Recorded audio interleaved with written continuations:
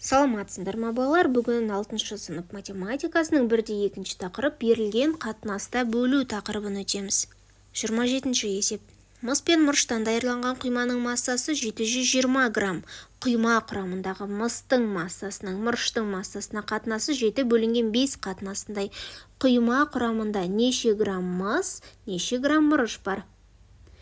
Есептің шартына сәйкес мыстың мырышқа қатынасы 7 бөлінген 5 қатынасындай. Есепті біз теңдеу құру арқылы шығарамыз. Мыс пен мырыштың қанша грамм екенін анықтау үшін бізде берілген қатынас бар. Ол екеуінде 7х қосылған 5х деп аламыз. Ол екеуінің қосындысы бізге жалпы құйманың массасын білдіреді. 720 грамм. 7х-қа 5х-ті қосамыз, 12х тең 720. Х тең, х-ті табу үшін 720-ны 12-ге бөлеміз. Х тең 60 грамм. Келесі, мыс пен мырыштың нақты неше грамм екенін табу үшін мұндағы 7х-ті аламыз. 7х дегеніміз бізде мысқа тең. 7х тең 7 көбейтілген х-мыз бізде 60 грамм. Сонда 7 көбейтілген 60 тең 420 грамм. 5х бұл бізде мұнда мырышқа. 5 көбейтілген 60 тең 300 грамм. Сонда есептің жауабы құймада мыс 420 грамм, мырыш 300 граммға тең. Келесі есеп. Қоспадағы алтын мен күмістің массаларының қатынасы 5 бөлінген 3 қатынасындай. 16 грамм қоспада қанша алтын бар? 56 грамм қоспада қанша күміс бар? Біріншісін шығарайық. Бұл екеуі есептің шарты бірде, тек 2 бөлінген есеп бар. Қоспа бізде 16 грамм. Алтынның күміске қатынасы 5 бөлінген 3-тей. Бұл есепті де теңдеу құру арқылы шығарамыз. Сонда 5х-ға 3х-ті қоссақ, жалпы бізде мұнда қоспаның массасы шығады. Бізде осы жерден х-ті тауып аламыз. 5х-ға 3х-ті қосамыз, 8х тең 16. Х-ті табу үшін 16-ны 8-ге бөлеміз, 2 грамм. Енді алтынның тұсында бізде 5 деген сан, сонда 5х тең 5 көбейтілген 2 грамм тең 10 граммға тең. Келесі, екінші есепте 56 грамм қоспада қанша күміс бар? Шарттары бізде алтынның күміске қатынасы 5 бөлінген 3 қатынасындай. Енді 5х қосылған 3х тең 56 грамм деп жеке алып аламыз. Екеуінің қосындысы 8х-ті береді, тең 56. Х тең 56 бөлінген 8. Екеуін бөлсек бізде 7 граммға тең екен. Енді біз мұндағы күмістің тұсындағы 3х-ті табамыз. Х бізде белгілі, ол бізде 7 граммға тең. 3-ті 7-ге көбейтеміз, 21. Сонда есептің жауабы алтын бізде 10 граммға тең, күміс 21 грамм. Келесі есеп. АОБ жазыңқы бұрышының О төбесінен ОД сәулесі жүргізілген. ОД сәулесі оны градустық өлшемдерінің қатынасы 5 бөлінген 4 қатынасындай ОД және де ВОД бұрыштарына бөледі. АОД және БОД бұрыштарының градустық өлшемдерін табамыз дейді. Алдымен есеп түсінікті болу үшін біз сызбасын сызайық. Мұнда бізде А және Б деген кесінді аламыз. Оның дәл ортасынан О деген төбесін белгілеміз. Осы О төбесінен бізге Д деген сәуле жүргізіледі. Міне, АОБ деген бізде мына жер жазыңқы бұрыш, ол бізде 180 градусқа тең. Мұнда О төбесінен Д төбесі жүргізілді. Сол төбесі жүргізілгеннен кейін АОД бізде 5-те 4 қатынасындай 2-ге бөледі екен. Ал енді есепті шығарып бастайық. Есептің шарты бұрыш АОБ 180 градус. Ол бізде жазыңқы бұрыш. АОД-ның ВОД-ға қатынасы 5 бөлінген 4 қатынасындай. Бізге табу керек АОД бұрышы мен БОД бұрышының неше градусқа тең екен. Есепті теңдеу құру арқылы шығарамыз. Біз алдымен 5х-ға 4х-ті қосамыз, 180. Оны біз қайдан алдық? Біз мұна екі бұрыштың қанша екенін білмейміз, соны анықтау керек. 5х-қа қоссақ 4х-ті жалпы мұна 180 градусқа тең жазыңқы бұрыш шығады. теңдеуімізді дұрыс құрғаннан кейін 5х-қа 4х-ті қосамыз. 9х тең болады 180. Х-ті табу үшін 180-ді 9-ға бөлеміз. 20. Келесі, енді АОД бұрышын табу үшін бізде ол 5х-қа тең ғой. 5х-ті тауып алдық, ол бізде 20-ға тең. 5-ті көбейтеміз 20-ға тең 100 градус. Келесі БОД бұрышы 4х-қа тең, 4-ті 20-ға көбейтеміз, сонда 80. Есептің жауабы бұрыш АОД 100, бұрыш БОД 80 градусқа тең. Келесі есеп. 30-шы есеп. Екі коммерсант бірігіп коммерциялық жоба жасады. Жобаның жұмысы үшін бірінші коммерсант 17 миллион, ал екінші коммерсант 18 миллион теңгені жұмсады. Коммерсанттар коммерциялық жобаны жүзеге асыру нәтижесінде 5 миллион теңге пайда табады. Олар пайданы қалай бөліседі? Алдымен екі коммерсанттың жобаға кеткен ақшасын қосайық, ол бізде 35 миллионға тең. Енді жалпы пайда 10,5 болса, оны біз жұмсаған ақшаға бөлсек 0,3 шығады. Келесі, бірінші коммерсант бізде 17 миллион теңге жұмсады, оны 0,3-ке көбейтеміз, сонда 5,1 миллион шығады. Келесі, екінші коммерсант 18 миллион теңге жұмсады, оны біз 0,3-ке көбейтетін болсақ, 5,4 миллионға тең. Сонда есептің жауабы бізде бірінші коммерсант 5,1 миллион теңге пайданы бөліп алса, ал екінші коммерсант 5,4 миллион теңгені алады.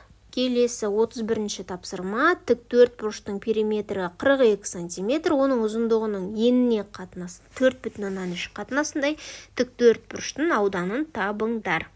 Бізде тік төртбұрыштың периметрі 42 см.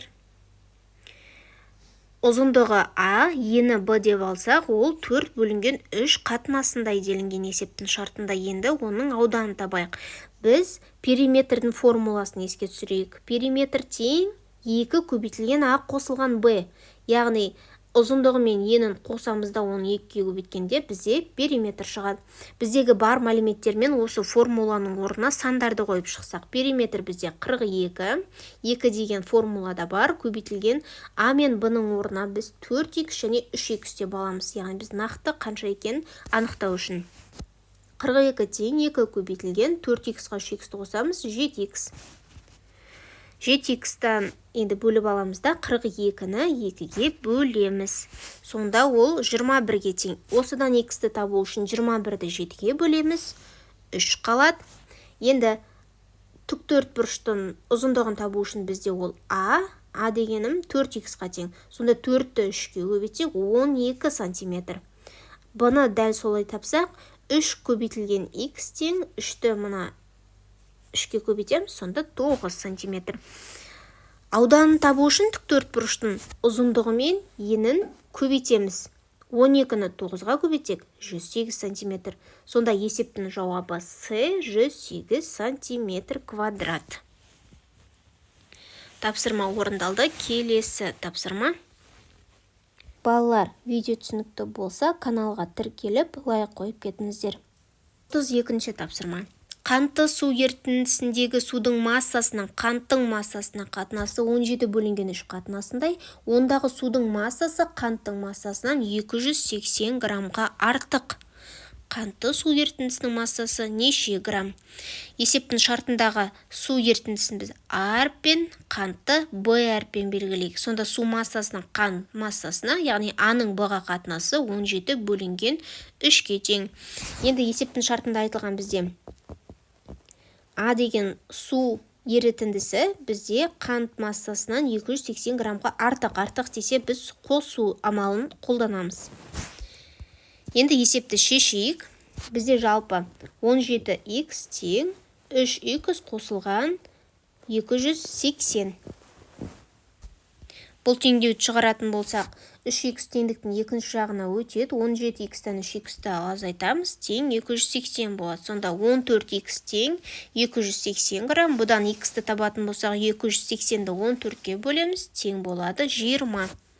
Енді нақты су массасын табу үшін ол бізде 17х-қа тең, х бізде 20-ға тең, барлығы бізде табылған 17-ні 20-ға көбейтеміз, сонда 340 грамм. Қантты су ерітіндісін табу үшін ақты 3-ті 20-ға көбейтеміз, сонда 60 грамм. Ал қантты су ерітіндісінің массасын, яғни екеуін бірге қосқандағы массаны табу үшін екі амал қосамыз. 340 60-ты қоссақ 400 грамм. Есептің жауабы қантты су ерітіндісінің массасы 400 граммға тең. 33-ші тапсырма. Гүлназ ойлаған екі санның қатынасы 8 бөлінген 5 қатынасына тең. Егер осы сандардың қосындысы 39-ға тең, айырмасы 1,8 тең болса, Гүлназ ойлаған сандарды табыңдар дейді. Есептің шарты бірдей, бірақ бізде мұнда екі түрлі есеп берілген, соның біріншісін шығарып алайық. Аның бізде бірінші сан А болса, екінші сан Б болсын. Соның екеуінің қатынасы 8 бөлінген 5 қатынасындай. Бірінші есепте қосындысы 39-ға тең. Сонда А мен Б-ның қосындысы 39. Бізде екеуінің қатынасы 8 бөлінген 5-ке тең болғандықтан 8х қосылған 5х те боламыз. Сол бізде 39-ды береді. Екеуінің қосындысы 13х тең 39, х тең 39 бөлінген 13. Сонда бізде шығады 3. Мұнда кішкене қате кетіпті. 3 болады. Енді аны табайық. А дегеніміз бізде мынаның турысына тіре, сонда 8х. 8-ді 3-ке көбейтеміз, 24. Б, ол бізде екінші сан 5 көбейтілген 3. Ол бізде 15-ке тең. Келесі екінші тапсырмада сандардың айырмасы 1,5-ға тең. А минус Б тең 1,5. Бірақ бізде екеуінің қатынасы 8 бөлінген 5 болғандықтан 8х минус 5х те боламыз, ол тең 1,5. Екеуін азайтсақ 3, 3х тең 1,5, одан х-ті табатын болсақ 1,5 бөлінген 3 тең, бізде шығады 0,5. Енді бірінші сан табу үшін бізде ол 8х-ға тең, 8-ді көбейтеміз 0,5-ке 4 шығады. Б-не табамыз, бұл дегеніміз 5х-ға тең, 5-ді көбейтеміз 0,5-ке тең 2,5. Есептің жауабы бірінші тапсырмада 24 пен 15 болса, екіншісінде 4 және 2,5. Тапсырма орындалды. А, Б, С, Д тіктөртбұрышының ұзындығы 15 см, ені 8 см. А, Б, Е үшбұрыш ауданының Б, С, Е үшбұрышының ауданына қатынасы 2 бөлінген 3 қатынасындай. Бізге А, Б, Е үшбұрышының ауданы мен Б, С, Е үшбұрышының ауданын табу қажет. Есепті шығарайық. Ең алдымен бізде берілген А, Б, С, Д тіктөртбұрышының ауданын табайық. Ол үшін ұзындығы мен енін көбейтеміз. Ол 15-те 8 болады. Екеуінің көбейтіндісі бізде 120-ны береді. Енді мына А, Б, С үшбұрышының ауданын табу үшін біз мына тіктөртбұрыштың тең жартысына тең болып тұрған, сондықтан 120-ны 2-ге бөлеміз. Тең болады 60. Бұл 60 не береді бізде? С, А, Б, Е мен С, В, С, Е-нің қосындысын береді. Енді есепті шығару үшін бізде ол екеуінің қатынасы бар. 2х тең 3х деген екеуінің қосындысы тең 60-қа тең болады. Яғни теңдеуімізді құрып алдық. Келесі екеуінің қосындысы бізде 5х тең 60. Х тең болады 60 бөлінген 5. Сонда ол 12-ге тең. Енді С, А, Б, Е ауданын табу үшін үшбұрышының ол бізде 2х. 2 көбейтілген х-ті тауып алдық, ол бізде 12-ге тең, 2-ні 12-ге көбейтеміз, 24 см квадрат. Ал үшбұрыш В, С, Е, ол дегеніміз 3х-ға тең, 3 көбейтілген 12, біз х-ті тауып алдық, 36 см квадрат болады. Есептің жауабы 24 см квадрат және 36 см квадрат. Тапсырма түсінікті болса, келесі есепке көшейік. Теплоходтың меншікті жылдамдығының ағыс жылдамдығына қатынасы 10 бөлінген 1 қатынасындай. Теплоходтың меншікті жылдамдығы ағыс жылдамдығынан 24,3 км сағатқа артық. Теплоход ағыспен 3 сағатта қандай қашықтыққа барады? Вот. Бізде теплоходтың жылдамдығы В, мынау ВА дегеніміз ағыс жылдамдығы. Екеуі 10 бөлінген 1 қатынасындай. Есептің шартында айтып тұр, бізде теплоходтың меншікті жылдамдығы ағыс жылдамдығынан 24,3 км бөлінген сағатқа артық десе, біз, значит, қосамыз. Уақыт берілген 3 сағат, S-ті табуымыз керек, яғни ара қашықтықты. Алдымен теплоходтың жылдамдығын анықтайық. Ол дегеніміз 10х-қа тең, 10 көбейтілген 2,7. Екеуін көбейтсек 27 км бөлінген сағат.